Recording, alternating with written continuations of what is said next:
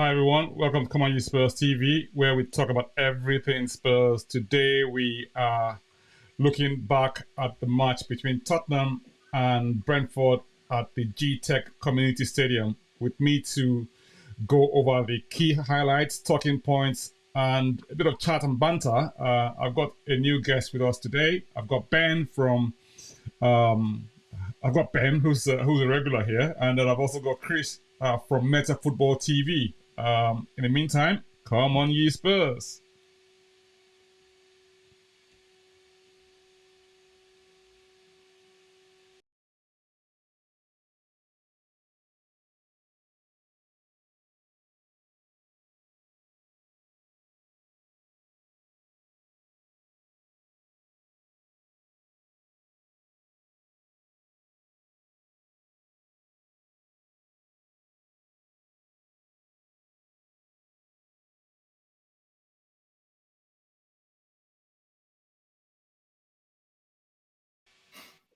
I don't know what happened there. I don't know if you guys can see me, but wow. Can't see you. Apologies for the tech mishap. Can you see me, guys? Right. Can you guys see me? Yeah. Hi. Right. Sorry about that. I think there's some sort of techie glitch going on here. I don't know what's going on. There's the forces of evil against Tottenham. Right. Welcome back. This is Come On You Spurs TV, where we talk about everything Spurs. With me to discuss the match today, I've got Ben. Ben is a regular. Ben, how are you? I'm good, thanks. Oh, beautiful, right. And Chris, I've got Chris also from Meta Football TV. Chris is a new guest on the show and first time here. Good to have you, Chris. How are you? Well, good afternoon, good evening, or good night, wherever you're tuning in from. And thank you very much, Sergi, for inviting me. And hello, Ben. Nice to meet you. Nice to see you. And let's get the show started. I'm pumped up for it. And let's see what happens. Yeah, if this is your first time here, hit the subscribe button, like, share, and leave your comments. I mean, this is a very interactive episode or show, if you like. I would love to hear from you. Your thoughts on the match, your key highlights, the main folks that you thought stood out for us, and the key events in the match that you think or you thought stood out for you. Where do we start? I mean, the result ended up 2-2. Opening goal from Romero, who got taken off very, very quickly because of a head injury, presumably. I haven't heard the press conference, but I thought it was precautionary as a result of his head injury he sustained shortly after he scored the goal. And they got a penalty to equalize, and well, dodgy penalty if you ask me, but from a Spurs perspective, soft if you like. I've seen them not given several times in the past, but we'll go over those key moments in the match. And then they went ahead through maybe a bit of a fortuitous deflection of Van de Ven from a Wisa efforts. And we came back in the game with a really well taken goal from Emerson Royal. So that ended up the first half with 11 minutes of added time, and I think we scored added time. Yes, so that's how it ended the first half. Second half, no goals, plenty of efforts on target and on goal, but nothing really outstanding that you can point to. But yeah, that's in summary. That's what happened in the game. Let's start with you, Ben. Ben, overall, I mean, if you're going to sort of look at this performance, what would you think? Well, I think I was saying this earlier, that coming to the GT Tech Stadium, whatever it's called, has never been easy. It's never been an easy ground to come to. I thought the boys started off tentatively. It was, these boys were playing at home and their tails are up. And I thought to myself, it was easier, I think, playing against Barcelona in the warm-up match, in the pre-season. It was easier playing them because there's no pressure. But today, everyone was talking about it. I mean, I was listening to the commentators before the match, and I thought, yeah, you haven't watched pre-season, you mugs. They were just saying all sorts of stuff about the fact that, you know, Tottenham, no Harry Kane, blah, blah, blah, blah, and all that stuff. But it was the first match in the Premiership. And remember that I mean, he's the first Aussie coach in the Premiership. Everyone was talking about first. And the worst one of all was they said that we got a very shaky defence because we got debutants for VDV and for Udogie, you know, and a new keeper. And I'm like, man, if I wasn't a Tottenham supporter, I'd be scared shitless. Sorry about my French. But, you know, there was all sorts of factors that were the press was trying to line up against Tottenham. But funny enough, during the game, they all started singing the praises of Tottenham, thinking, all we saw last season is not evident anymore. That these are a tight bunch. They're playing totally different football, yada yada yada, all the stuff we heard before. So for me, it was a good start. We let in 2 goals, but we shut them out in the second half, and we put pressure on them. I mean, the second half was, for me, was reminiscent of the matches we'd seen before in pre-season, where they were just camped in their half and just putting pressure on them and just sending the ball all the way across the box to try and get through. If we had Kane, we could have scored more in the second half. Put it that way, but we don't, and we got to manage with Brazil's number 9. Okay, so we lost England number 9, and we got Brazil's number 9. So we can't be doing too badly. This is it. I mean, I'm hoping that this wouldn't be the refrain throughout the season that we're without Kane, we can't score goals, and you know, I mean, this whole episode is titled "The Ange Rebuild Starts Now." If we look at how he set up the team to begin with, we had what Vicario in goal. Do you want to take us through the team list, Chris? Yeah, sure. So we had Vicario in goal, which is the expected goalkeeper, Then we had Emerson Royal at right back, Udogie at left back. We had obviously Cuti Romero at right centre back, and then to my surprise, because what I took from Ange's press conference, I was led to believe that he wasn't that ready to come in, like VDV wasn't that ready to come in at left centre back, but he did surprise me. So yeah, that was fine. So we had VDV at left centre back, holding the midfield together. We had Skip, Biss, and Liz, which was, you know, okay. I wasn't too convinced on Skip, and then we had Kulusevski, Sonny, and Richarlison to complete the 11. So yeah, I mean, if you'd like my take on it, I would have had, for a team that we know that was going to dominate in possession, I would have had Pedro Porro at right back, because he's more technical than Emerson. Now, if you're going to play within the channels like inverted, you're going to need that that associative play in midfield, because the inverted wing backs or the inverted the fullbacks, they drop into midfield, and we know that Brentford are going to be very close. They're going to play low block, right? So they're going to be very close spaces, and you're going to need a lot of associative football. Now, Emerson is a very limited player in this sense. He's more limited than Porro. So I would have had Porro in there. The same as Skip, I would have taken him out for GLC, for Lo Celso, for the passing ability, and he's also, he's Argentinian, so he's a fighter as well.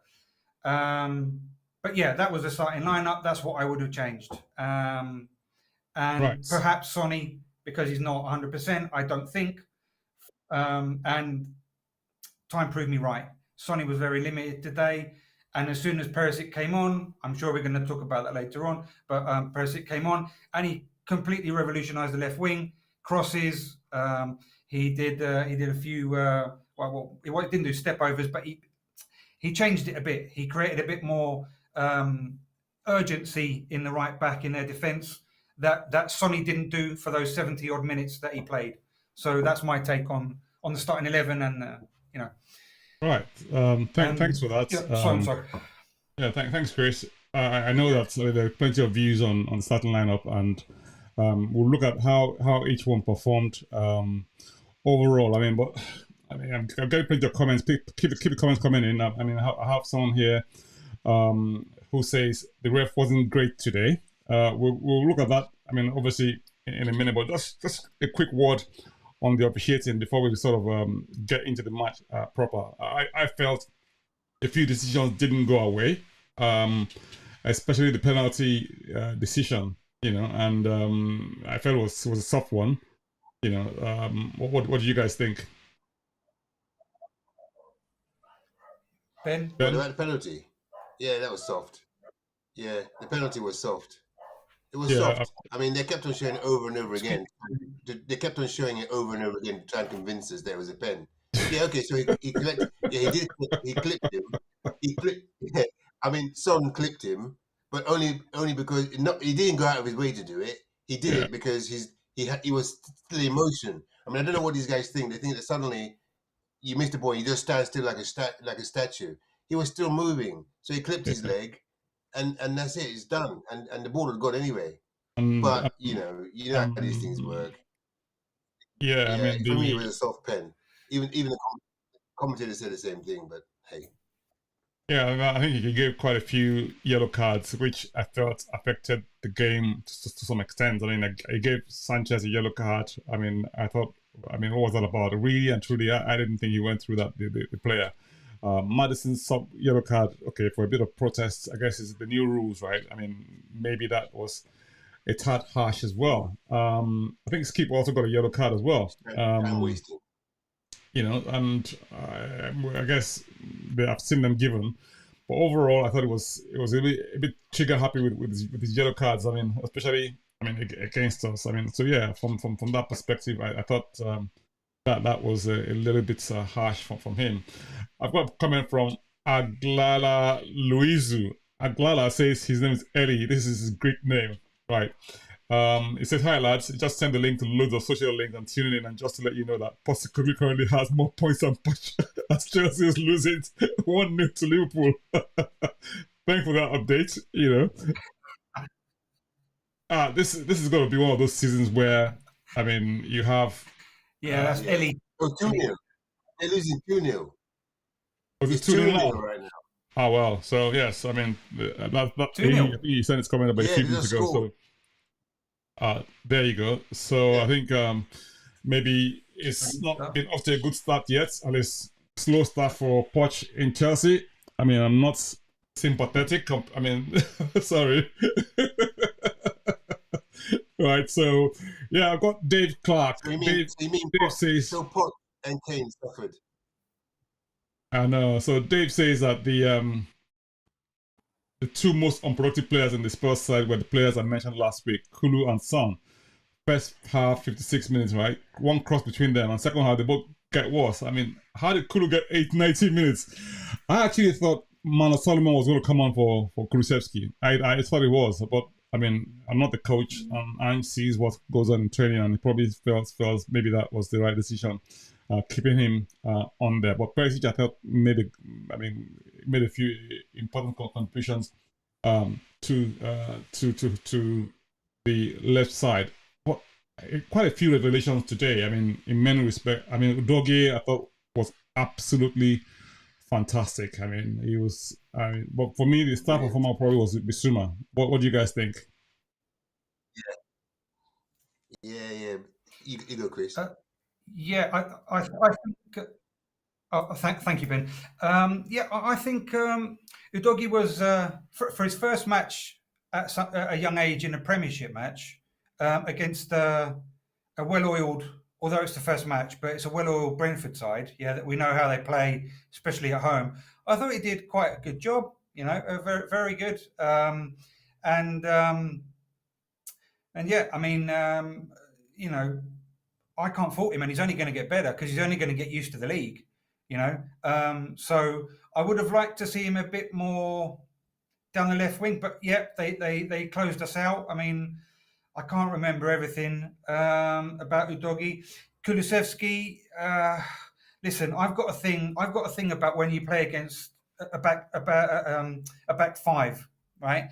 And it may be an Ange thing, but to see 100% left-footed guy like Kulusevski playing on the outside of a left back that always cuts in and is so predictable, right? And you don't have the right back overlapping to create a cross or create some kind of, danger, is just, for me, is wasteful.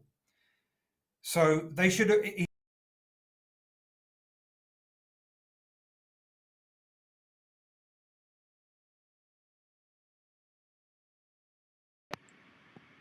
So predictable. So unless he changes something, either tactically or I don't know, it's always going to be the same. Especially when you play against these low block teams, it's always going to be the same. And we're going to get frustrated with him, and we're going to praise Ange, but we're going to get frustrated with Kulu, and I see that happening throughout the whole season. And I can see it happening on the left-hand side as well. But because we've got Perisic and we've got Solomon, not so much. But we will get frustrated, I think. So I don't know. That's my take. Well, I guess that's a very good point. Thanks for that. I mean, I don't know what guys think at home. I mean, from what Chris said, but I mean, this is Ange's first match in charge against. I mean, we're playing away to Brentford, and so, I mean, so, no surprises. I mean, the average possession count when he was at Celtic was 70% across the whole season, and we go away to Brentford, come away with about 69% possession. I mean, for me, I thought maybe we just lacked that cutting edge at critical moments. Things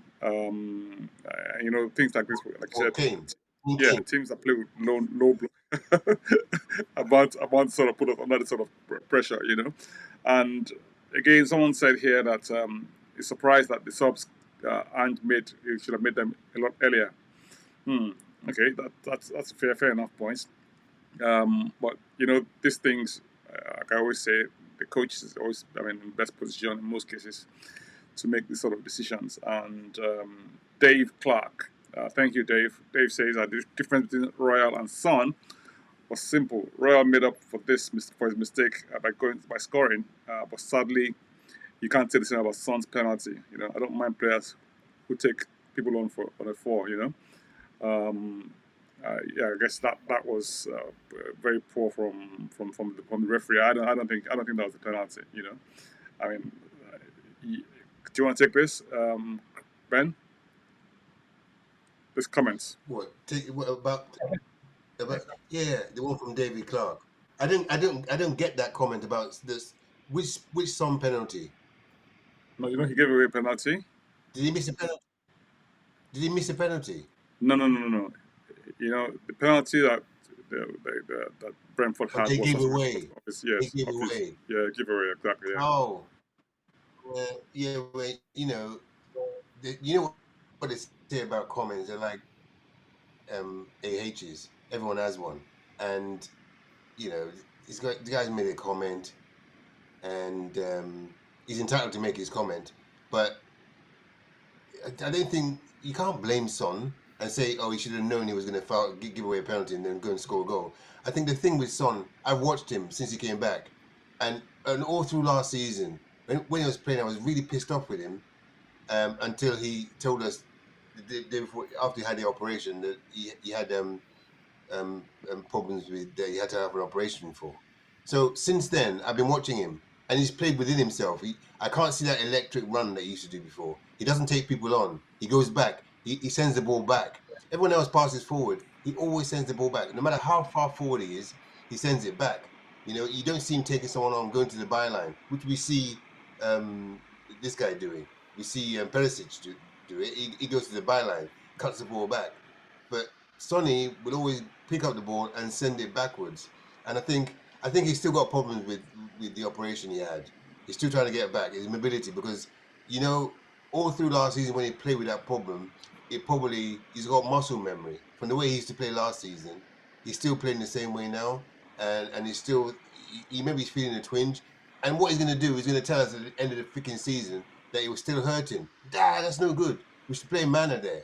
We should play Mana and play Perisic, and let Sonny be captain from the bench. That's what I think. And it's good. It's good that we got what do you call it? Madison and Kuti as deputy, because in the end Madison ended up being captain, but when everyone else went off. So I think that Sonny needs to go away and do something. His operation was in. He joined. He wasn't even in the UK. Remember when they went to Thailand and Singapore and Australia? He joined them from what do you call it? From South Korea. What was he doing there? Was he recuperating from his operation, or was he playing for the national team? I don't know. No, I have no idea. He's gone But on holiday, and there was no point him coming back to join the team, so he just left him there. So he joined them in Australia, rather than having to take that long trip back here and having to go back again. So but Dave what was Clark. he doing there? So that's what he said. Well, Wasteful time. Wasteful time for a man that's 30, 31 that's trying to recuperate. Dave Clark says, Okay. do you want to take this comment, Chris? Yeah, sure. The ref wasn't great, but 3 out of those 4 bookings was just stupid bookings, putting the team under pressure. Bissouma was world class today, but he worked that hard that he blew a gasket. Yeah, I mean, true. I agree.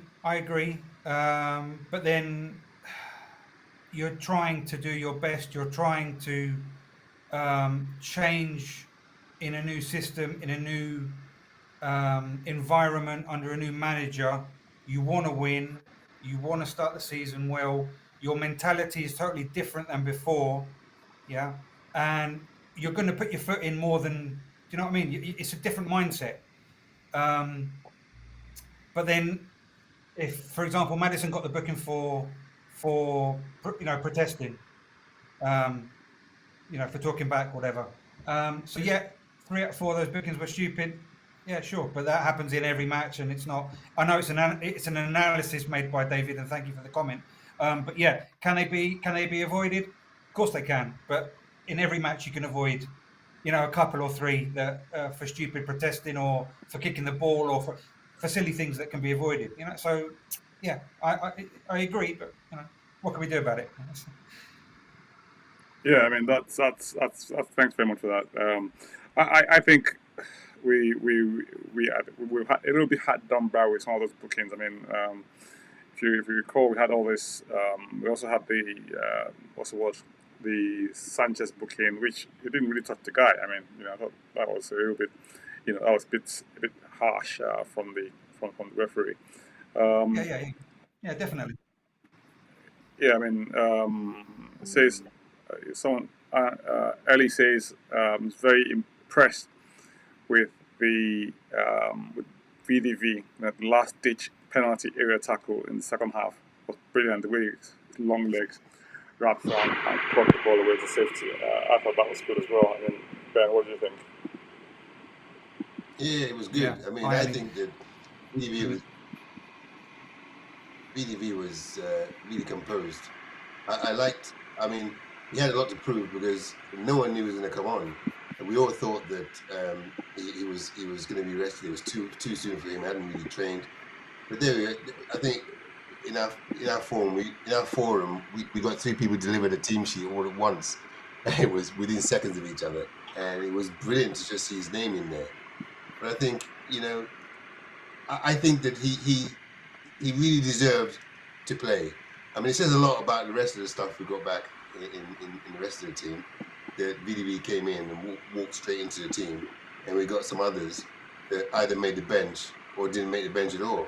I think Dyer must have been injured or something. Don't know, but no, it was. I was really impressed. Really, VDV, very good. Interesting. All right. So I mean, we have this 4-3-3 setup, which Ange deployed today, playing, like we said, with Dogier at the back, on the left-hand side. Next to him was Van der Ven, Mickey, and then Romero, who was replaced by Sanchez, and then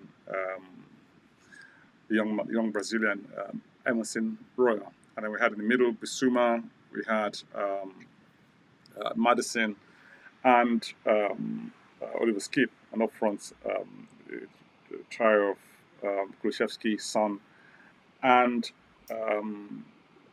Richarlison. Now, like you said earlier on, Brazil's number 9 replacing England number 9. Now, let's start from the back and just let's take maybe a little bit of an individual look at some of the players that played today. I mean, let's start with the system, for instance.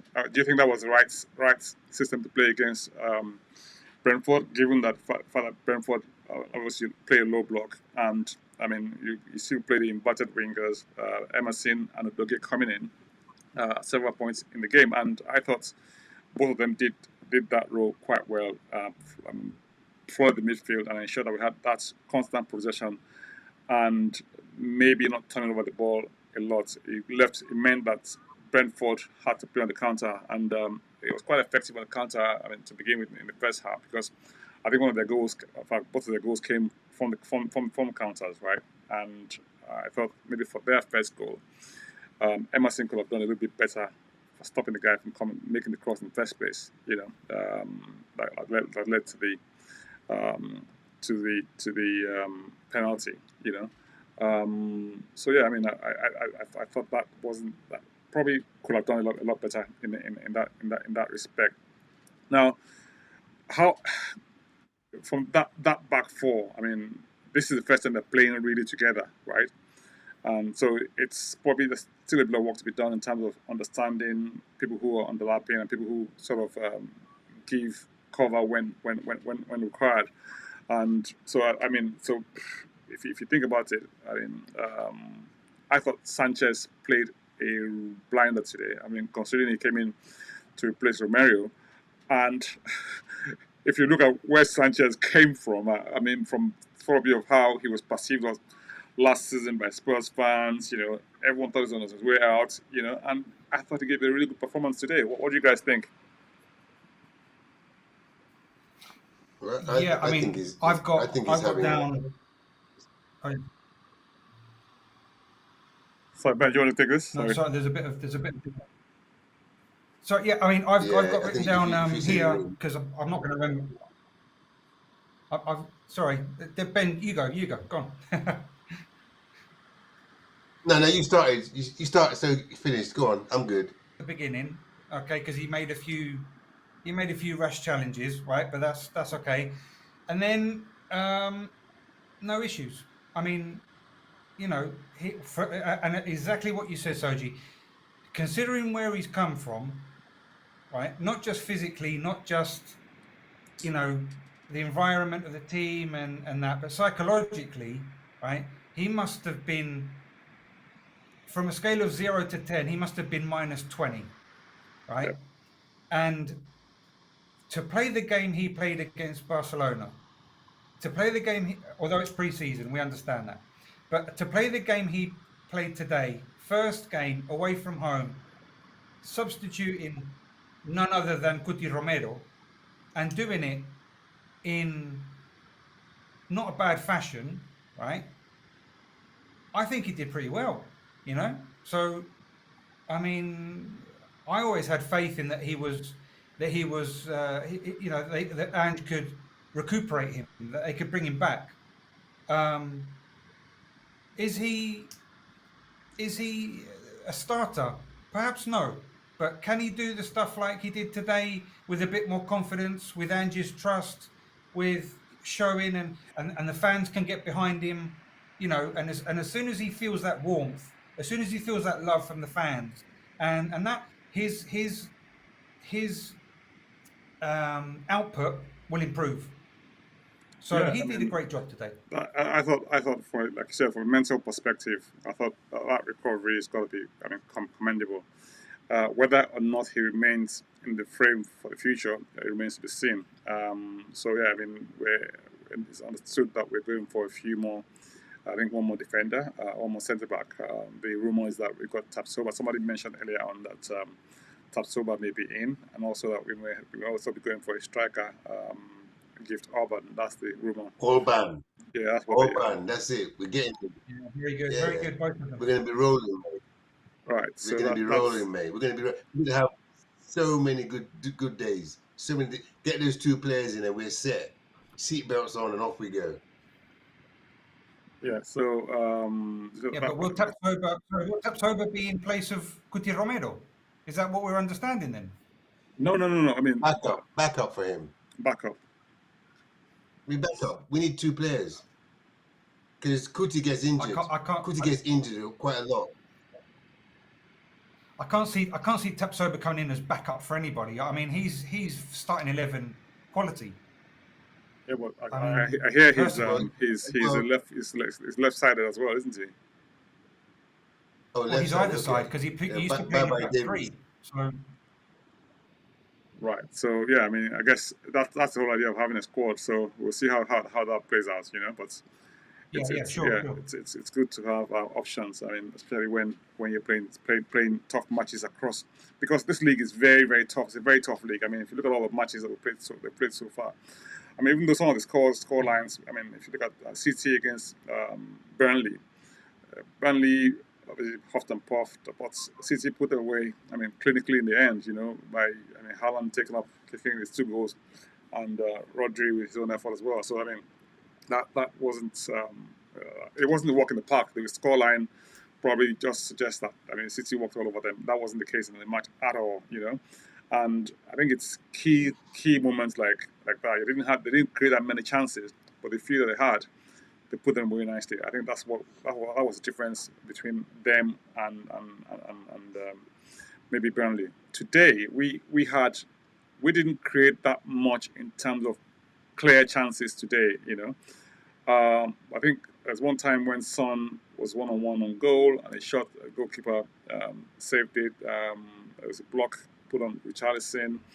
I think there was another chance he had a weak shot, you know, which was stopped rather meekly. So he didn't really have that many opportunities. Now, someone said, look, Udogie would be, Dave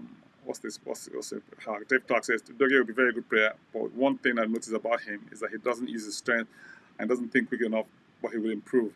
But I like the boy. I mean, I like him as well. I actually thought he was quick, actually. I actually thought he used his strength. I don't know where he got that impression from, because there were many times when, I mean, he was more or less beaten, if you like, but he kind of managed to get in front of put his body in between the other player and force them into fouls. So I thought he did quite well. I thought he did really, really brilliant today. But yeah, he will definitely improve. That's a plus. Ben, what do you think? Now you say is that what did you say? It says the preseason wasn't good enough, right? Too much time spent on planes and not enough on the pitch. Do you agree?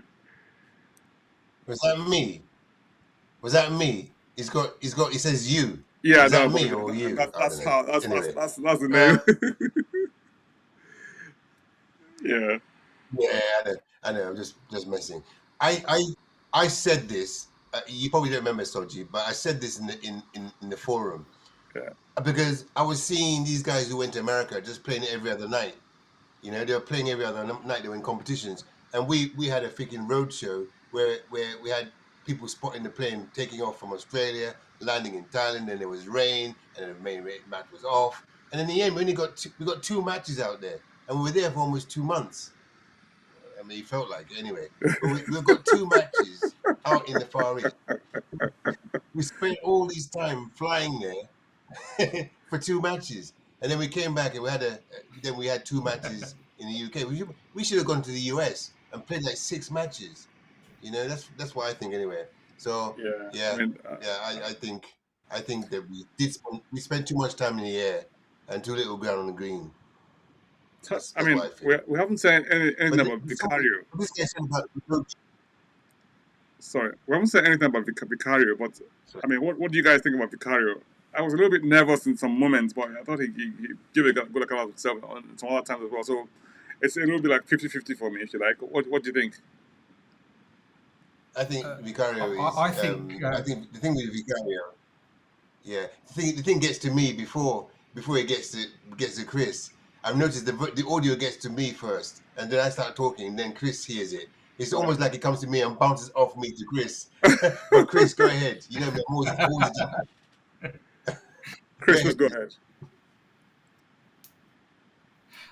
Yeah, I think, look, Vicario, in all of the goals that I've seen, at least like today's and against Barcelona and West Ham, and so he's only had one mistake, like serious mistake, and that was the third goal against Barcelona when he covered his first post too much. He should have been a bit more centered. The rest, like today, for example, you couldn't do anything on the penalty because I mean that's a lottery. And then you've got the own goal, which if Mickey hadn't have touched it, he would have stopped it because he was perfectly placed. His body was perfectly placed, and it just deviated the trajectory, and he couldn't stop it. So I mean, it's not exactly his fault. So I mean, I think he's very good. Is he going to get better? Of course, he's going to get better. I mean, he's not even at his peak age for a goalkeeper yet. So I mean, I've got no issues with him, and my son's a goalkeeper. I see him train with professionals from the Spanish national team that were with Luis Enrique when he was at the Spanish national team. That my son's very, very fortunate to have professionals of that caliber teaching him, and I see that it's not easy at all to be a goalkeeper. So Vicario is doing a very, very good job, despite the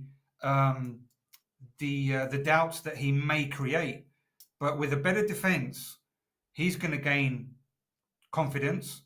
The mechanisms of play are going to, they're going to be second nature, because time will, put everyone in their place, and it will be so much easier once game time goes on, that he will improve and everyone else will improve. So I think he's doing a stellar job, Yeah,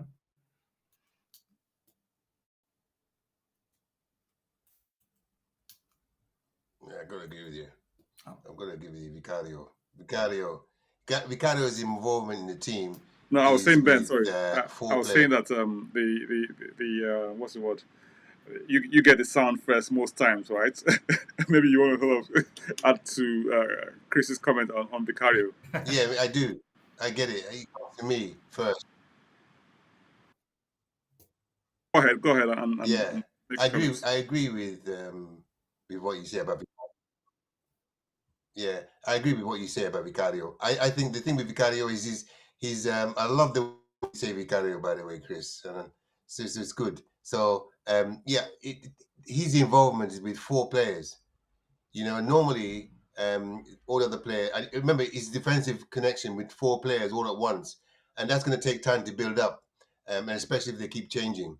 But I think Vicario is a good player, and I think that he's a good shot stopper. I think he's the total improvement over Hugo over now. Hugo before was great, but Hugo now is on the decline and makes too many mistakes. So I think we'll be good. Like you said, we're gonna have a better defense, and Vicario will do well. That's what I feel.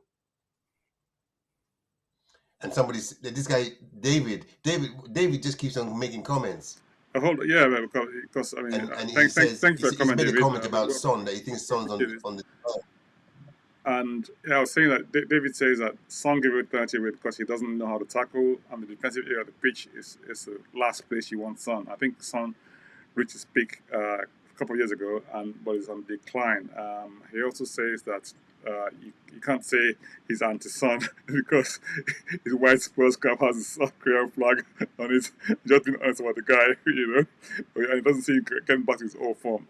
Fair enough. I mean, these comments are always a matter of opinion, and sometimes some people have extreme views on certain players in the way that they see them perform. But yeah. I think Son didn't have a great season last season, and he was first to admit it that he didn't really have that great a season, and hoping to do better this season. And I think he probably has the platform to do that again. I mean, do that this season. I hope he gets the central role and much more of a varied role, if you like, because I don't know if you noticed this in the first half. He moved away from the right wing and came to the left. Sorry, moved away from the left wing and came to right wing at some points, you know. So it's a lot of flexibility in Ange's system. I think Ange will have noticed a lot of those things himself, and he would make the right changes, I'm sure. I mean, this is the first game in charge, and I think he's, from a tactical perspective, I don't think he got that much wrong, you know. If we look at the goals that were scored against us, okay, maybe we got caught for pace on one of them, and the penalty was a soft penalty. And I mean, unfortunately, Van der Ven sort of accidentally sort of, I mean, you know, put the ball past the carrier from the cross that came across. So yeah, I thought, yes, that's possibly a fair way of looking at it, right? Now, do you want to take this comment, Chris? Yeah, sure. So from midfield with Bissouma, the only player driving past players from his own half, and that caught up with him physically in the last 10 minutes. Sorry, from midfield with Bissouma, the only player driving past. So he's referring to Bissouma. Yeah, well, this is the thing. I mean, I don't know whether he's referring to another player, or only Bissouma. This is what I was saying before, Sergi. I thought that instead of Skip, which is more a contention type player and not a passing type player, you needed Lo Celso in there to open up space, to open up passing, to move the ball, especially in this Brentford low block. He's got a shot on him as well. So I think, Bissouma had a great game. He's bossing it of late, sorry. But yeah, he was driving it forward. He was defensively sound. He was very combative defensively to get the ball back, making fouls necessarily and unnecessarily. But hey, you gotta stop the attack as well. So yeah, I mean, Bissouma, very very good. Yeah, can't fault him, to be honest. Very good, very impressed. But it just shows us what I call the area of talent that we got in the team now. I mean, even though we've had all of them, and possibly the only addition we had in that midfield to what we had before was Mr. Madison. So I mean, we had Suma, we had Skip, we had Sa, we even had Højbjerg. Højbjerg didn't feature at all today, even though he was on the bench, you know. And long way stay there. I mean, all sorts of comments in terms of what he should have deployed. You know, I mean, someone said, I think this is Ellie. Ellie says, Bissouma and Madison are excellent, right? But we need Højbjerg too, not Skip. More experienced and better at winning the ball back, and much better passer out the ball. Now, I think one of the things, I don't know if you noticed this, was so centrally, I think Bissouma is meant to be the one that sort of sits back and holds the ball in place, you know, and of course everyone else around him can sort of do the a bit of hold and go forward now and again and interchange. But I think for some reason, Ange seems to rate Skip in doing that, and he seems to have gotten his reward in the Barcelona match. I don't know if you saw the preseason match, right? He kept going forward and making those timely runs, you know, to come into the box to support the strikers, and he got them right twice against Barcelona. Now we didn't have a lot of that today, but I think that's what Ange was trying to do with him. Now, whether it's the best player for that, I don't know, but I mean, Ange knows best, if you like, you know. Now, this is Common Use Spurs TV. If you're here for the first time, please leave your subscribe and comments and share. And if you're joining us for the first time, we'd love to hear from you as well. Join the conversation. Thank you for all those who have commented. We appreciate your comments. This is an interactive session. We want everyone to sort of contribute, and we'll read all the comments out, you know. And we will. Thanks for that.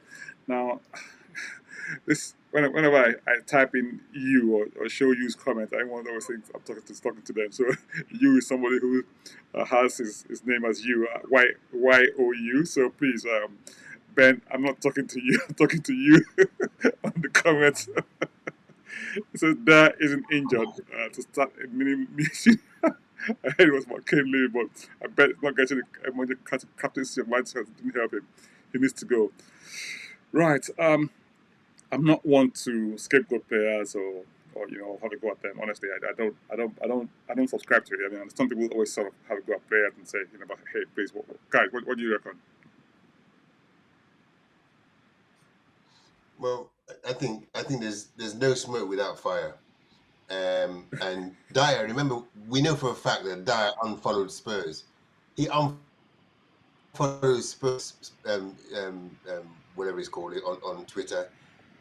Everything to do with Spurs, he unfollowed it.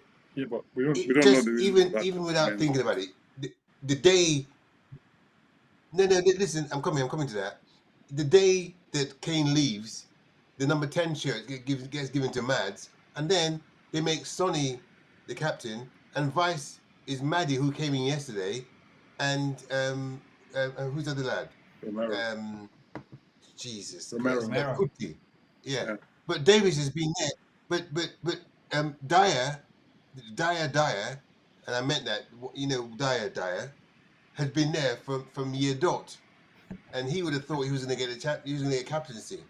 So you know how these things work. He probably thought he was going to get it, didn't get it, and probably tried to do immunity because I know I didn't see his name on the subs bench, so he's probably been told to go play with the kids. Let him not take that the wrong way, but he's probably been told to go play with the kids. Let him not take that literally, but I think it's time for him to leave. He's what do they call it? They call him local meat pie. Wasn't that the name I gave him? The local meat pie. He should just go away. And anyway, so I mean, the thing is, I mean, I hear that there's gotten plenty of abuse on social media. So probably did shut down the account for a short while, and brought it back on down the line. So I mean, that's probably not. I don't know the reason why. I'm just everyone. All this is just speculation at this point in time, and I would rather not speculate, to be honest. But hey, there you go. Right, Chris, Dave says if you're a fullback and the opposition win the ball back in their own third, then as a fullback you can give your opponents the outside. But Royal totally failed to do this, and they couldn't recover.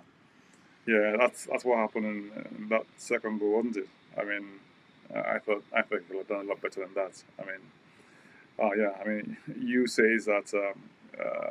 Chris, do you want to take this? So Sanchez has been a scapegoat for ages, even when he hardly plays. Starts last season, yet he's to blame for 63 goals. Yeah, listen. I mean, that's very good. And there were probably times he wasn't even in the country and got blamed for them. It's a shame because I think, and I don't know who I said it to, but I think he started the final or played in the final when Mourinho won Man United when they played Ajax in the final of I think it was a Europa League or something. They won 2-0, and I think De Ligt was a centre back along with Davinson Sanchez the year before or a few years before we signed him or something similar. And he was phenomenal. I mean, and then when he came to Spurs, he was phenomenal. And a few bad games or whatever, and the abuse and the way his family came over and he had a bad game and all the abuse he got. And I mean, Sanchez is, he was a beast, and he was. As I'm over in Spain for people that don't know, and Ben probably doesn't know, but I'm over in Spain. I've been here for 26 years. I'm also a Barcelona supporter for the longest time as well, since 1983, same as Spurs. And Sanchez was on Barcelona's books as well to be signed, so he couldn't have been that bad, if Barcelona, Spurs, and probably other teams as well are looking at him. But when you go into this whirlwind, like downward whirlwind spiral of you have a bad game, you have 2 bad games, 10 bad games, and the fans get onto you, and you get, you just scapegoated, as Dave says. I think it's as you said. Sorry, you. It's just awful. It must be awful to be on the end of that. Sorry, Ben. No, you said as you said. I didn't hear what you said, Ben. It was you that said it. No, I It know was you you that didn't said say it, not me. it. I know you didn't say it. You said it. Yeah, I know you. I know. And I but you think know, I I think think you that might have to change his name on this I, because it's creating a lot of fun and games for us here. He's done that on you purpose. Done that on purpose. you is He knows I what he's think you doing. is the courtyard jester, you know, with that name. And I think he's Yeah, a good guy. I think he's a good guy, and he comes up with a lot of good points, but a lot of funny ones as well. And I think he doesn't he has no malice. So good up, you know, big up to you, no, big up of to course not. you know. You, you. Yeah, Dave, listen, I love Dave. Dave, you're absolutely fantastic contributor to this. I love how you get engaged and how you join us in the conversations and the points that you make. Thank you so much. You say you have no gripes with Sanchez's performance today, but he's had 6 years to prove himself, but sadly failed under numerous coaches. Well, I guess that's a fair point. I think I guess probably it's a matter of confidence, the system that is being played in, and how he's been deployed. I mean, if you look at it today, he was under. I didn't get that much of a look in under Conte, if you like. And the few times he came in, he was always a little bit nervous, if you like, for me. awful. He's always, he always give you a ball, and the ball came high, and he would always. It was almost like as if he didn't have any confidence, lack confidence. But the last few performances have been absolutely fantastic. The last couple of games, You know why? played really well. Do you know Sorry? why though?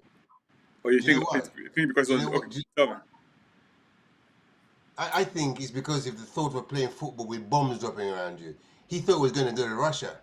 So he was scared of bombs dropping around him while he's playing football. And so he started playing football again. That's so hilarious. That is so hilarious. Yeah. Yeah, he quickly snapped out of it. Yeah. Now, Eric says, guys, give Richie will get better with games and balls played into the box, but he's different from Kane, and he would score some more goals. I agree. I couldn't fault that because this is only his first game as the front man, and he's probably didn't have a lot of service today, but a few times at least made attempts on goal. Okay, they haven't come off, but the idea is to keep trying.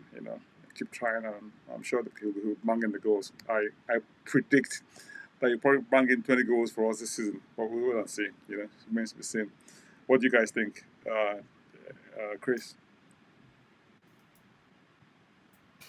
I've never been. I'm sorry for the Richarlison, lovers out there, but I've never been a fan of his. Not at Everton and not for us.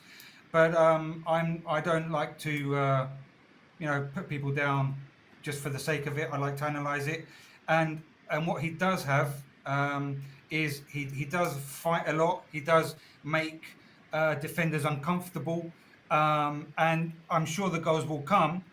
What those numbers will be is there to be seen. But to have uncomfortable players like him is always important. We will never obviously we're never going to substitute a like for like for Harry Kane. Obviously not in quality, not in anything. But I don't think the system wants a like for like either. I think there's going to be there's going to be less dependency on Harry Kane, and there's more going to be a team oriented philosophy. Yeah, where you don't depend solely on the number 9 to do all your work. So I don't think that you need Richarlison banging in 20, 30 goals, even if he scores 10 and is a pain in the bum for the defenders, for the others to incorporate from second line, from the midfield. I think that his work could be dark at times, the dirty work that doesn't get recognised, but is equally important.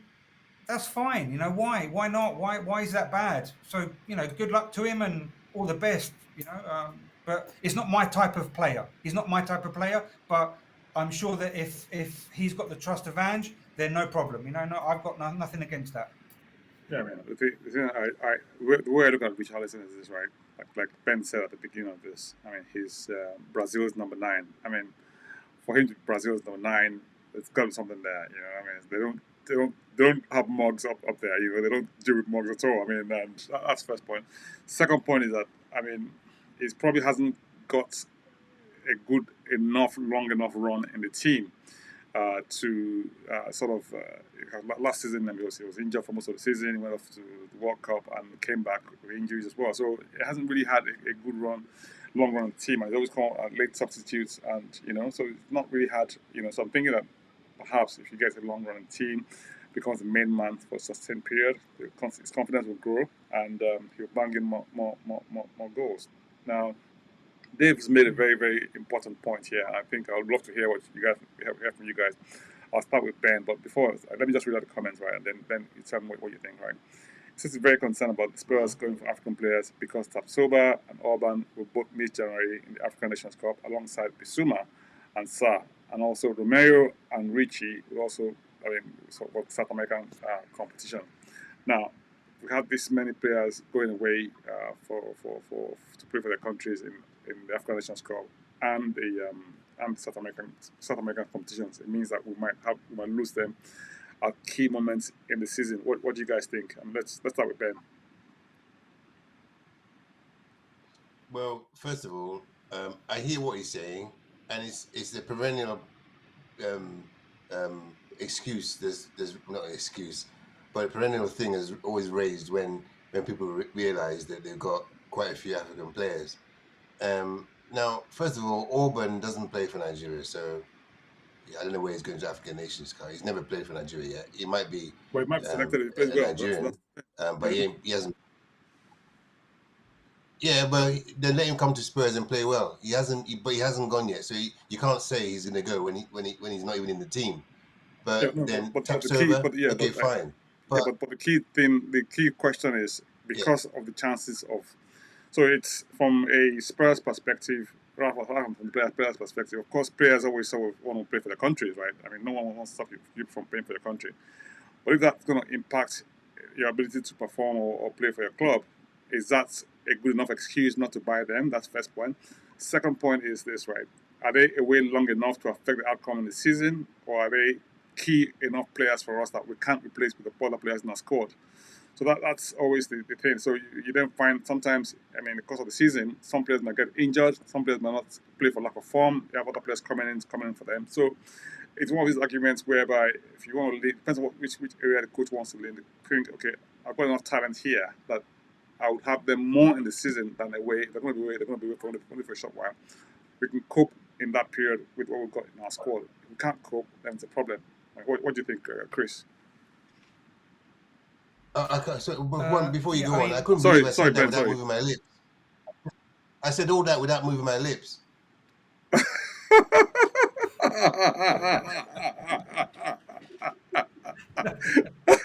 I could read your mind.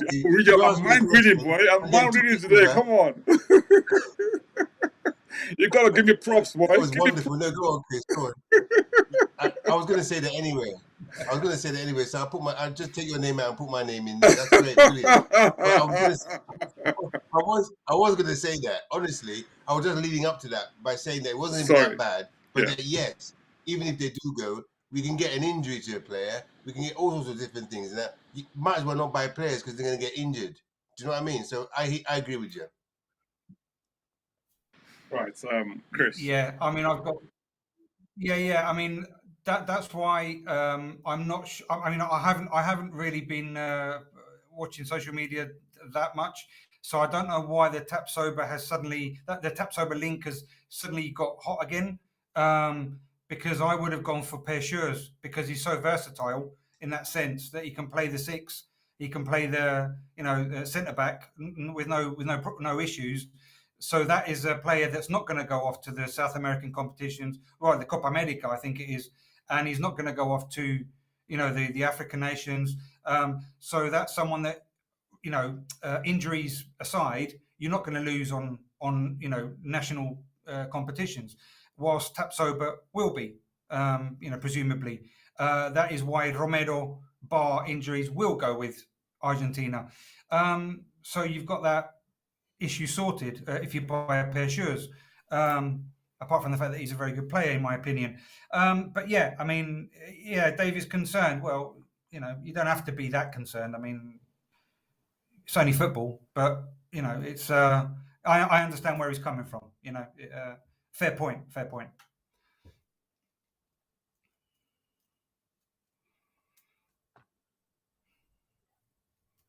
You're on mute. You're on mute.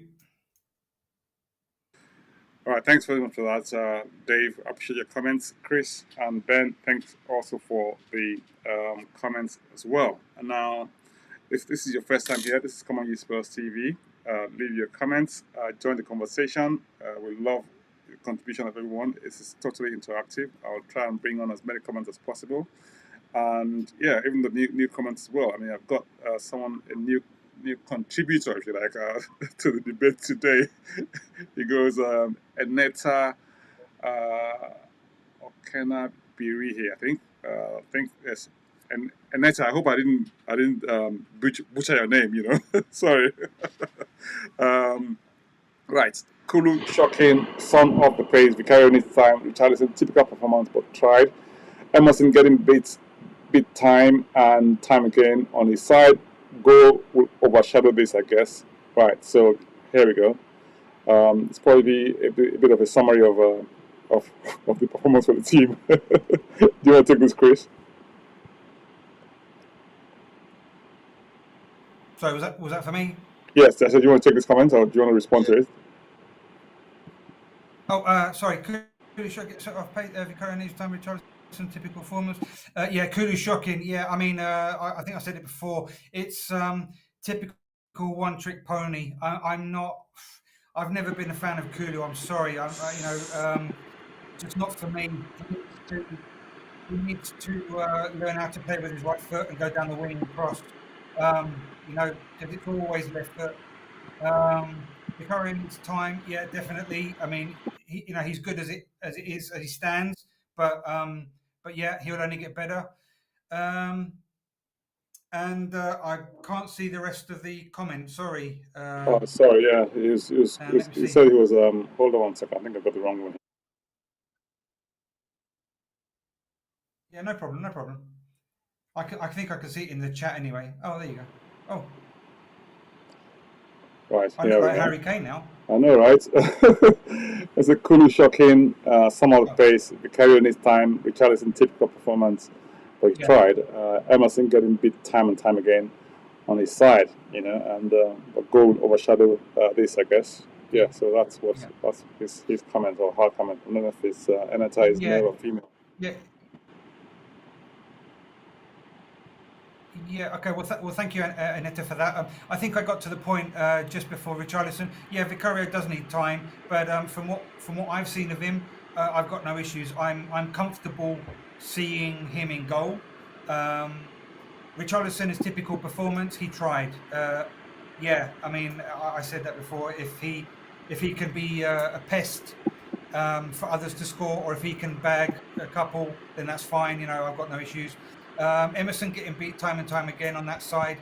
I think that's tactical. That's tactical.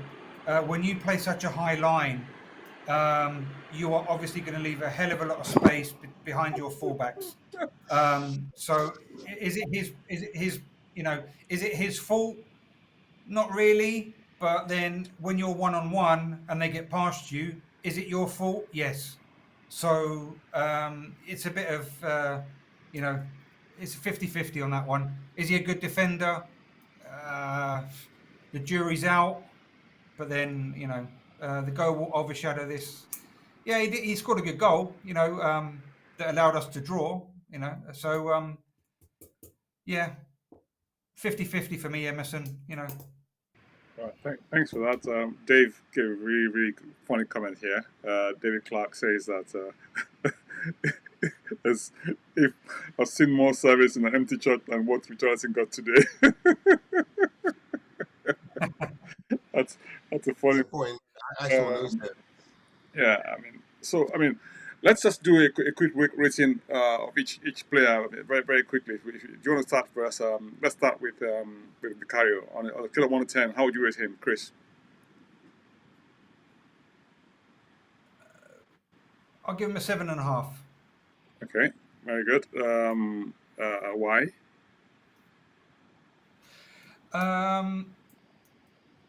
I think that he didn't have that much work. I mean, he had work, but he didn't have that much work. He resolved the issues more than acceptably, but then he did come out. I didn't like when he came out. I think I've got it here in the 86th minute. Very, very risky. So he does have to, temper his coming out. So those decisions that these mistakes will only make him get better. But I think 7.5. Yeah, no problem. Oh, and the goals were not his fault. Right. Yeah, but he swallowed 2 goals there. Ben. Python. Ben, what would you rate Vicario? They weren't his fault. Ben, what would you rate Vicario? I know, but he still swallowed. I'll give Vicario 7 only because he swallowed 2 goals. I know you say that it wasn't his fault, but he still swallowed them like a snake. So right. I can't give him. I'll give him a 7. I'll be giving him 9s, hopefully. Okay, I think I'll agree with everyone. I'll probably give him a 7 as well. But maybe because I felt at some point his distribution was a little bit suspect. At some point, he gave the ball. Played the ball out at some point, which wasn't as good as it should have been, but it's okay. I mean, and then a bit of rushing out at that point in time, which puts Van de Ven under a bit of pressure, and Van Ven dealt with well, but it was very close. It could have gone either way. Right. On the right hand side, Emerson Royal, scale of 1 to 10. Ben. I'll give him. I think he made that mistake. He scored a goal, probably redeemed himself. So I'll give him an 8. I'll give him an 8 because I love the way he was inverting. He's got the inversion part right, and he plays that really well. But he got skinned though. But you see, I'm going to rate it on just today because normally he's been a good player. He has been really good over last season. And today he got skinned once, and I don't think I should mark him down because he got skinned. These Brentford guys are really technical, not playing. They're really technical boys. So I'll give him a 7.5. I'll give him 7.5 because he scored a goal. Chris, what would you give him? Chris, what would you give Emerson? I'll give him I'll give him a passport to leave London. I don't know. Oh God. I don't know, man. I really saw Emerson play for Real Betis here in Spain. Yeah, he's brilliant. Listen, I saw him.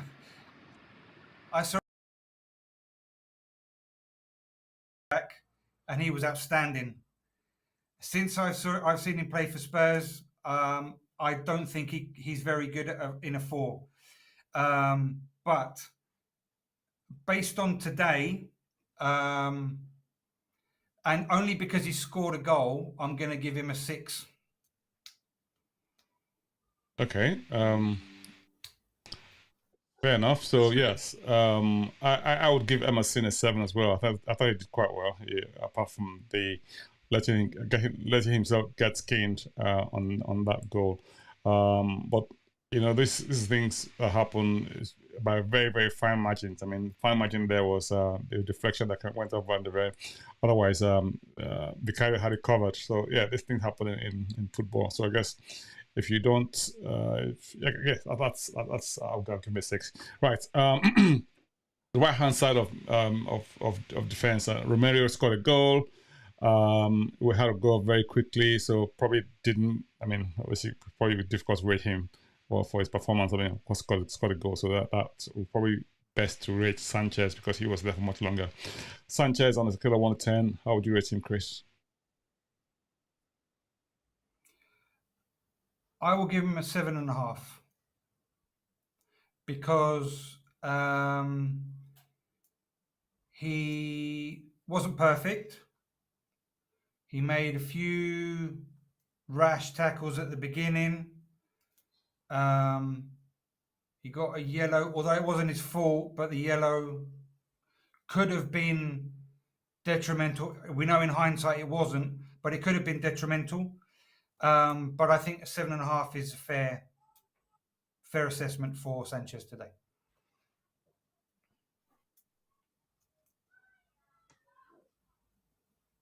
Ben, what do you reckon? Sanchez? Yeah, I reckon. Yeah, I reckon exactly. I mean, I did say before that I think Sanchez is playing because he's scared of Russia, but he's putting 2 decent performances, which is unheard of in his Spurs career over the past 2 years. So I'm going to give him 7.5 as well, and just hope that he watches this and plays well the next match as well, because now he's doing well. He's doing well to try and recover his reputation, which, and he was known as a grass chopper, a grass eater, wasn't he?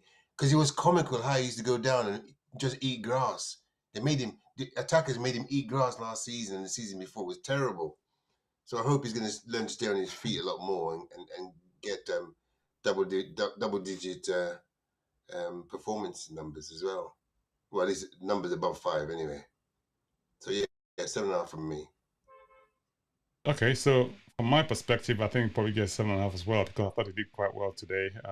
Made some important blocks, and yeah, he just acquitted himself well overall. And I think, given where he was coming from over the last few seasons and the abuse, and he got booed off last season. Can you believe that? I mean, he actually got booed off, and he just managed to recover from that. That's his tremendous strength of character. I'll give him that. So I mean, I'm even inclined to give him an 8 for that alone. That's for me speaks volumes about his character. Yeah. So yeah, that's really quite good from. And then Mickey van der Ven, right? Mickey. Let me start Mickey first, right? And I'll tell you why I want to start Mickey, right? Mickey is what, 22 years old, but he's got blistering space, blistering pace. I don't know if you guys saw that at one point when he had to sprint back. He actually outpaced the attacker so much that he had plenty of space left. I thought to myself, now that's probably one of the biggest reasons why they prioritize getting him over any other central defender. I thought he did quite well, right?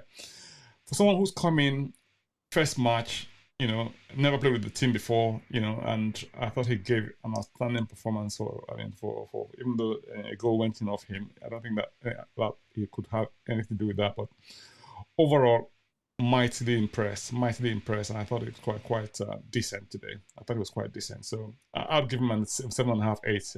That's, for me, that's, yeah. Ben. Yeah, I think VDV was rated the fastest. He was playing in Germany, wasn't he? He was the fastest defender in Germany last season. Fastest. He was freaking. I don't know what we've got with Udogie and Van der Ven on the same side. Blimey, we're going to be really zipping along on that side, hopefully. So, and of course, because we have Udogie's inverting, and then we've got Perisic on the right hand side. So I think we've got a gem in VDV. It's VDV's the same name as VDV in Liverpool, isn't it? I know, right? Virgil van Dijk. No, but Virgil van Dijk. He's VVD. We're VDV. Oh, VDV, yeah. But what's V for Vicky? His name is Mickey. Where's the M? Van der Ven. Mickey van der Ven. VDV. Oh, Van der Ven, right. Yeah. Okay. MVDV. So it's MVDV. I got it. Because the other guy is Virgil. That's his first name. Virgil van Dijk. VVD, right? Yeah. So they just wanted to put the VDV in and forget the Mickey. Mickey VDV. That sounds good. But no, he's good. He's a good guy. Tall, very tall, young boy. 22 years old. Playing like that, I'm totally impressed. So I'll give him an 8. I would. Even though he scored an own goal. But that boy, he didn't score it. The ball hit him. So, at least he was in a little more to the right or left, he could have blocked the ball. Instead, it bounced off him into the net. So, yeah, absolutely. No, I think he's going to do well. Good start. Right. Chris, do you want to Final comments on Yeah, VDV? listen, yeah, as I said, regarding Sanchez and Barcelona, I looked at VDV for Barcelona as well because we needed a new up and coming centre, right, left centre back, and he was a name that I wanted for Spurs as well. If you know, because I look at both teams and both options, and VDV ended up at Spurs. Brilliant. I'm so happy that we've got him. I am so happy. He bosses the back line. He's got character. He's got initiative. He doesn't care whether he knocks someone out, but he does it with class. You know, he's not the typical Cuti Romero that goes in and doesn't know what he's doing. Sometimes he knows what he's doing, and he just does it with style and class. And but he reminds me of the typical 80s defenders that go in, but they know what they're doing, but they don't mind getting clattered, jump in, and without any kind of like 4 or 5 days practice with his teammates, and boss that back line, especially when Sanchez, who possibly could have been a liability, right, from what we said before, he's come from where he's come from, with his, you know, with all the baggage, only playing against Barcelona literally, and to boss that back line the way he did, if it wasn't for the own goal, or as Ben said, well, the ball hit him. All right, okay. I'll give him a 9. I'll give him a 9 because he deserves it. Beautiful. Thanks very much for that. Destiny Udogie. Now, Destiny came in from Udinese. We bought him last year, loaned him back to Udinese, and he was probably one of the best left backs in the Serie A last year. You know, and he's come back in preseason. I thought he was absolutely fantastic during preseason. Can you please, Siri? Sorry, I got to see you going on in the background here. Anyway, yeah, I was saying Destiny Udogie. I mean, come on, guys. Who's going to start this one? I mean, hands up for who wants to take this one first. I'll let Chris go. Go for it, Chris. I was going to let Ben go. Anyway, right. Yeah, I love this guy. I think he's got so much potential. He's got character. He's got the strength. He's like a VDV, but on the left, you know, for left back. He's technically good. You know, he's got a lower center of gravity because he's shorter, but he seems fearless as well. He's dogged. You know, he likes to get into attack. I love him. I mean, I'll give him a 7.5 today. Brilliant. I mean, he can only get better. He can only learn, and he can only get better. I love him. Thank you. Let's see some of the comments from our guests or guys online who are joining us. David Clark says that Vicario 6-4 for entertainment value. And then, of course, he goes Royal. Oh, my goodness. He goes Royal. How did he put it? 2 for goal considered and 7 for the goal scored. Right, so 5. Okay, fair enough. Right, and again, it goes Romero 7. I guess it's fair enough. Okay, you, not you, Ben, and not you, Chris. went to come out and cover balls that come over the top, right? And Dave also says VDV 7. Okay, agrees with you guys there. And maybe we were a bit more generous than he has been. Udogie, shaky start, powerful ending, so 7. I thought it was quite consistent throughout that, actually, but there you go. I mean, what do I know? Right, thanks very much for those contributions. Right, let's go to the middle of the park. Now, the middle of the park is probably where a lot of the interesting stuff went on today. That's where most of the activity took place today. Now, let's start with Maddison. Maddison started out on the, was it on the right-hand side? He started out? Or I think he started on the left-hand side, actually. Yeah, and it was kept moving and rolling, but he was more on the left-hand side. Maddison, how would you rate Maddison today? Chris?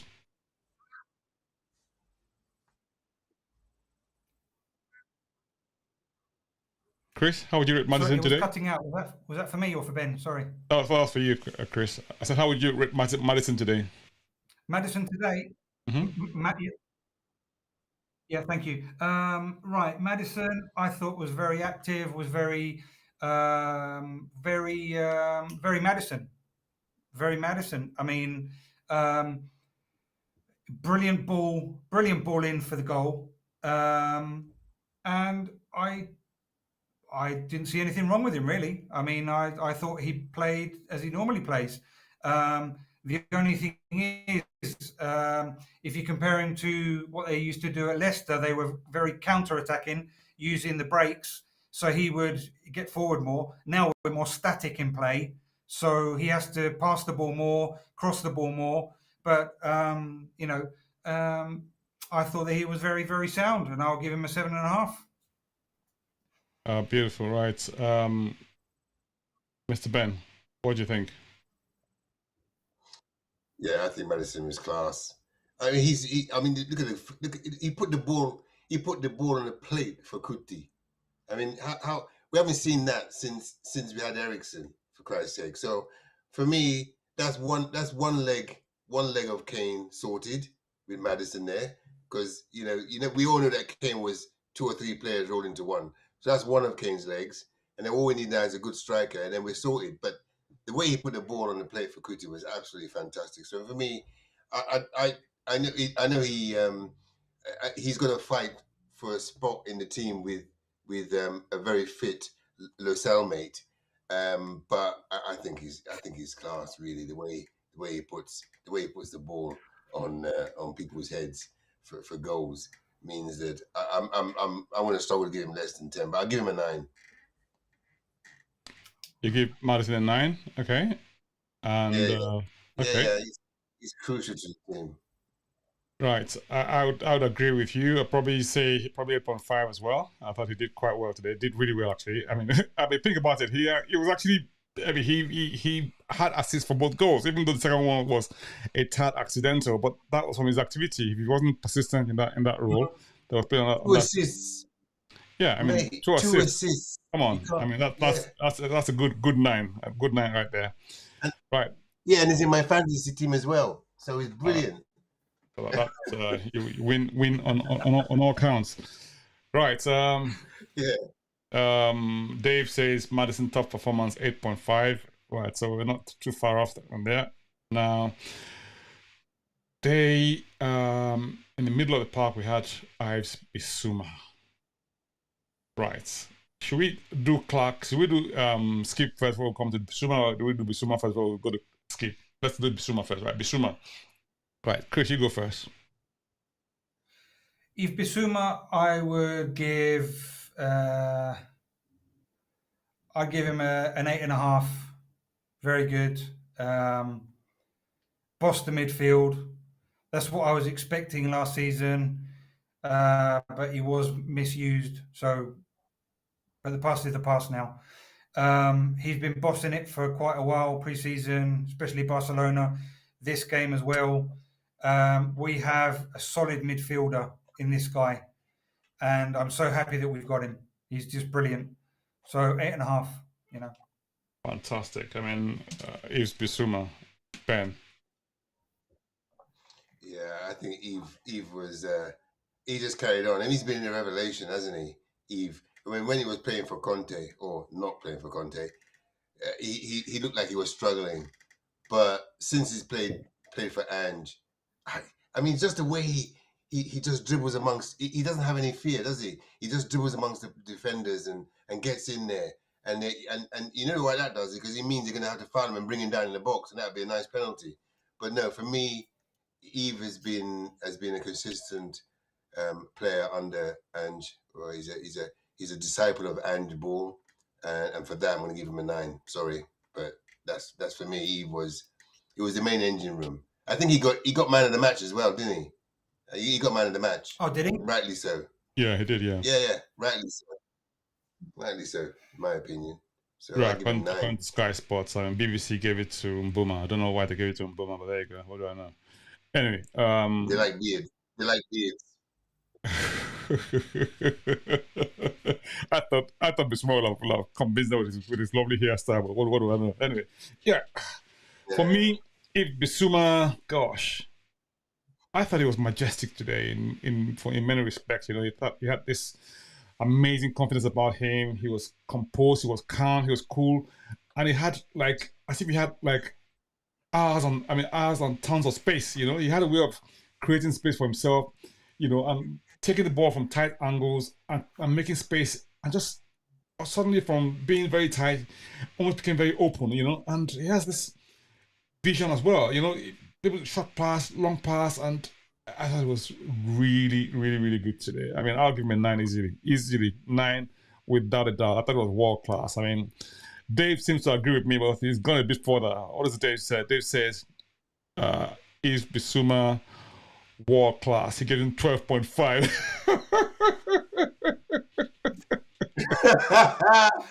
12.5. There you go. There you go. I mean, you know why? You know why he's given? You know why he's given 12.5? Because Right. he's probably taken. He's probably given Kulu like 2, so he's taken points off Kulu to give to Bissouma. You know? Well, anyway, yeah, there you go. So yes, that's Bissouma for you. Skip. Someone should tell Dave the marking scheme stops at 10. Tell Dave that the marking scheme stops at 10, because that hopefully that's not 12.5 out of 15. That's a different thing. Marking scheme, you do that at 10, so you can't go more than 10, or you break the Keep your comments coming in. This is Common Use Spurs TV.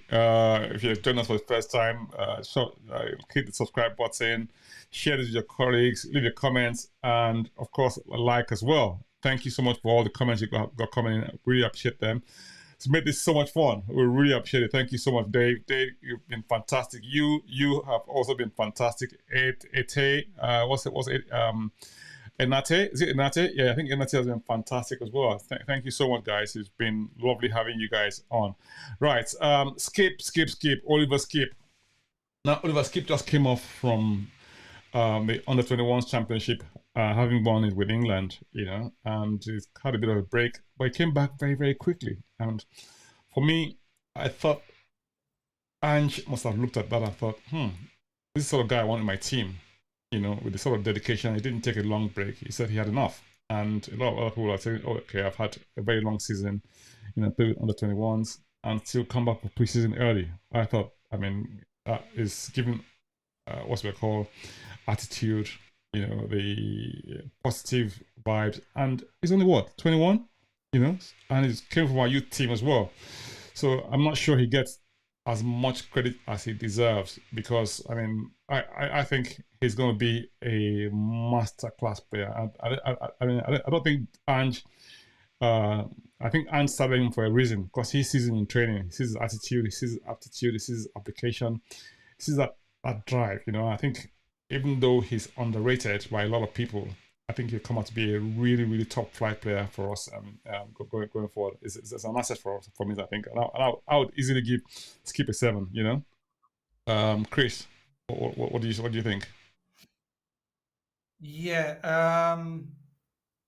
I think that his determination, his dedication, that he can run all day, is, you know, he loves to play for the club. I think that is always seen as something underrated. It's not something that people appreciate as much as they should, and I think you're totally right. I'll give him a 7 as well. That's what I was going to give him before you gave your score. Does he deserve more because it's underrated? Possibly, but that's what I'm going to give him. But I think that I disagree with his selection, because I had a feeling that Brentford were going to play low block against a possession-heavy Spurs, and they needed and we needed Giovanni Lo Celso in there to open space. But that's not Skip's fault, obviously. So a very respectable 7 for Skip for what he done today. Thanks for that, Ben. Yeah, I think it's much the same. I agree with you. I think that Ange was just it was just playing him off the back of the fact that he scored 2 goals against Barcelona, and thought he could do a job. But I think for a start, I don't know whether you guys heard the interview with Ange, when he was saying that he had to give up playing fantasy football with some of his mates. He had to let them go because he used to play fantasy football, but the Premier and his Premiership, no one plays anything else apart from Premiership fantasy football. And he said they had to give it up because he's now a manager, so they don't need fantasy anymore. So I think and they asked him whether he used to win, and he said of course. But I think that was tongue in cheek. I think that he's still learning the ropes in the Premiership, just like the players. You can't just come from Boston Celtic and come to the Premiership here and hit the ground running, as a famous person once said. I think he's gonna take time. He'll get to understand that we've got different players for different things. I think that Pape should have played. Pape Matar should have played rather than him. But what we're doing, we're giving points for display rather than for being chosen. So I'll give him, on the basis of what he played today, he did his job, and I think he got a 7.5 from me. Right, thanks for that. Excuse me. Right, Dave doesn't seem to agree with what I say. So give him a running gold medal for creativity. Let's give him 4. Right, so lovely, jubbly. So where are we? We've gone onto the front line. Front line: Kulusevski, Richarlison, and Son. Probably not the most productive today. One of them. Yeah, probably not the most productive today in terms of output, in terms of what's my outcome, if you like, but application and doggedness over the course of the game. So where do we start? Do we start with Son? Let's start with Son. Son for me today was very underwhelming. It came off for Perisic, and I don't think he was at his best today. To be fair, he had a chance, but he didn't take it. Son in his head, they will put that away easily, But I guess this game is full of margins, and if it's got that goal, probably have gone up to a 6 or 7 for me. But I thought it was a poor 5 today for me. I don't think he did well enough. So yeah, it was very underwhelming for me today. So I'll be generous with a 5, honestly. Yeah, that's for me. What do you say, Ben? What do you think? Yeah, same with me. I wasn't impressed at all with Son. Like I said to you before, he was kept on passing the ball back. In the end, it doesn't matter whether he got an injury. And now I'm always going to be suspect with Son because he kept this quiet for a whole season. He's got a 5 for me. I'm not going to say anything more than that. 5 for me because that's what he did. He put on a 5 display today. Beautiful. Right. So, Chris. Yeah, I agree. Is it his fault that he's chosen? No, it's in his benefit that he's chosen in spite of any injury or collateral damage. Call it what you want, but he's got to perform, and he didn't perform. So yeah, we're looking at a 4.5, 5, nothing else, just for being there, just because he's Sonny, but nothing else. Sorry. Right. Let's look at Kulusevski. Right. I think you want to start that first, Ben. Kulusevski. Yeah, I think we've said a lot about Kulu. He in the match against Barcelona, I watched it and I was underwhelmed. But then the commentators were saying that, and okay, granted the commentators were on Spurs play, so they were Spurs people, but they were saying that it was a brilliant performance. I didn't see it, and today I didn't see what Kulu did personally. What he's telling is that both goals came from defense. It came from our defenders. So the front three, including our striker extraordinaire, did nothing to force a goal.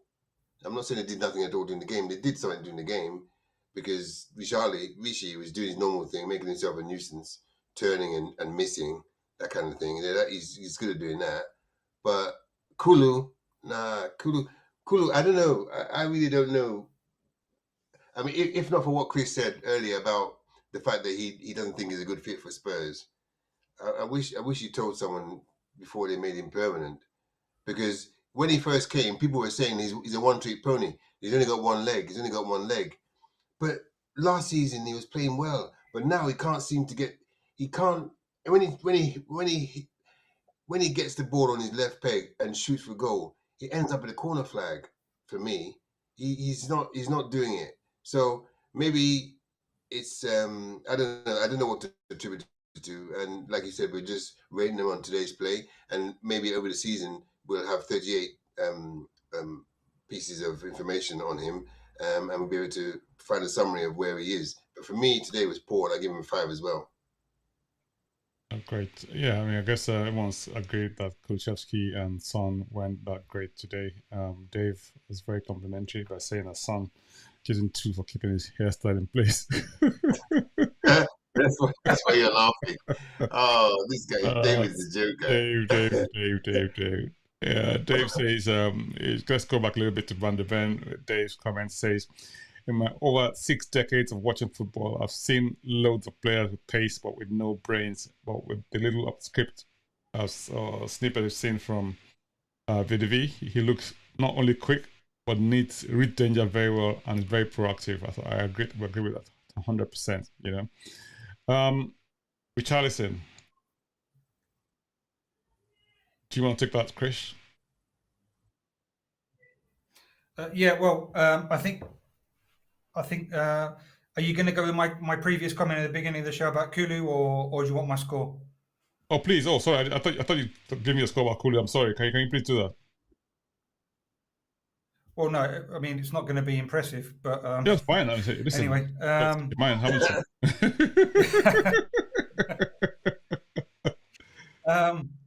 Yeah.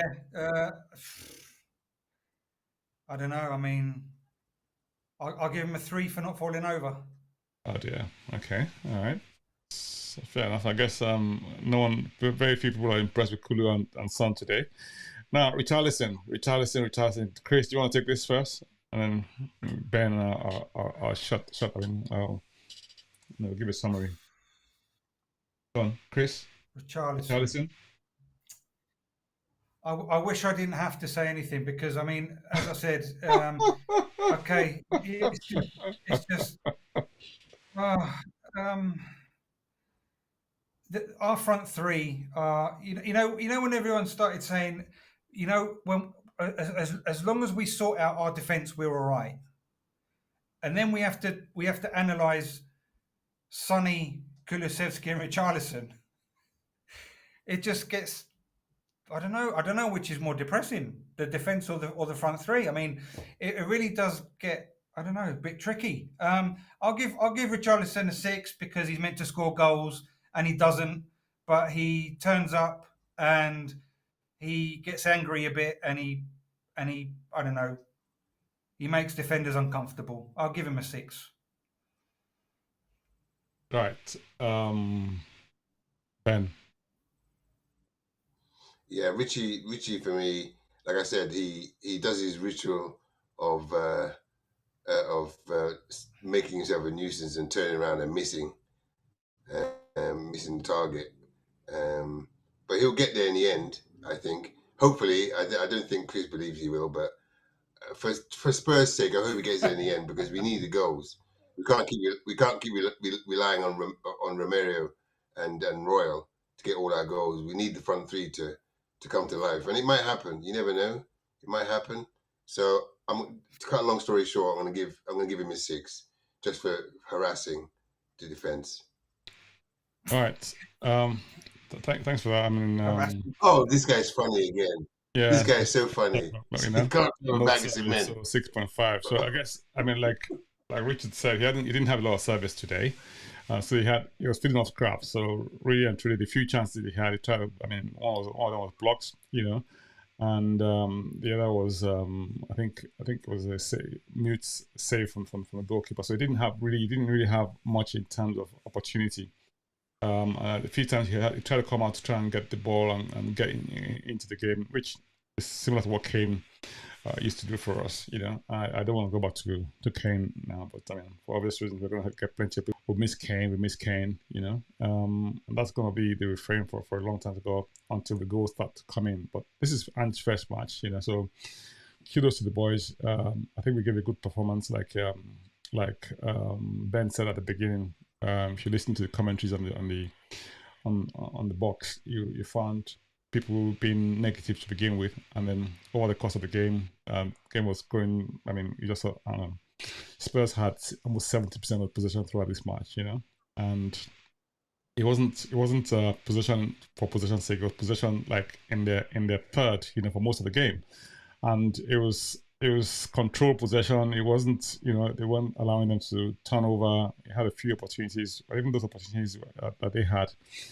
On other days, they wouldn't have been converted because, I mean, I guess some people would not have given that penalty, you know, and they had a bit of luck, start of luck on their goal. So I guess overall, I mean, in terms of if you had to do a performance review for the match from a Spurs perspective, I thought we gave a good account of ourselves.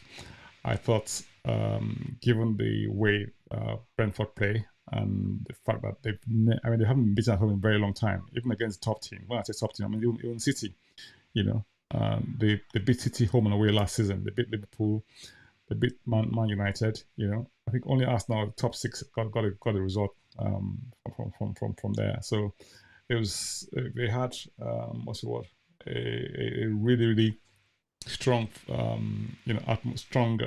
home fortress in Brentford, and there are no easy games in the Premier League. Honestly, there are no easy games, and it kind of demonstrated that. And I mean, Brentford is one of those games that you just cannot predict it for any team. Talk about the top team. For the top team, they give them a tougher ride, you know. And today was no different for us. Chris, you want to say something? Look like you're about to say something. Go on. Me? No. I'm agreeing. Yeah. Go on, Ben. You want to say something? Yeah, I was going to say that the worst one of all was that Mr. Grumpy, Roy Keane, on the TV this morning. They asked on this afternoon. They asked him what he saw the score as being, and he said, it's going to be Brentford for me. That Tottenham are washed up, sort of thing. That's what he was basically saying. I thought, man, what's wrong with this guy? Can't he freaking? He's like, to me, he's like the Piers Morgan of football. You know what I mean? So no, he really wrote us off. So I think he's gonna have to change everything else when it comes to Tottenham, because I mean there was a joke doing the rounds, wasn't there, about the fact that lots of heads are rolling in Sky Sports, because now that Kane had gone to Bayern Munich, there's nothing else for them to talk about. So they're gonna they lost their jobs. Because they're trying to sell him. They've been trying to get Harry Kane to leave Tottenham for the past 8 years, and now he's gone. They've got no job for him, so they're going to make them redundant.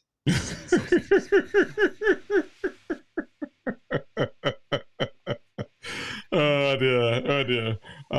Keep the comment in. I love this comment. You say Skip will play a lot because Australians like Skippy. Oh dear. Oh no! That's bad. Anyway, yeah, and the rest are funny. The rest are funny, but I know. If Ange sees this joke, it will give you a funny look. I know, right? Anyway, here you go. Dave, thank you, man.